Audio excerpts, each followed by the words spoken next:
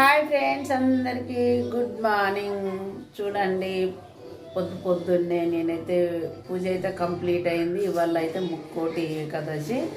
ప్రతి ఒక్కరు గుళ్ళల్లోకి దర్శనం చేసుకోవాలని పోతారు. గుళ్ళల్లో ఏ గుడి కాడ చూసినా ఫుల్ రష్. అంటే ఇవాళ డోరో ఏమో పెడతారు, ద్వారక దర్శనం అంటారు. డైలీ కంటే ఇక్కడ వెరైటీగా ద్వారక దర్శనం అనగా విన్నా నేను. అది కొద్దిగా కొంచెం కన్ఫ్యూజ్. చూడండి, ఇవాళ మా శుక్రవారం కాబట్టి మా పూజ అయితే కంప్లీట్ అయింది.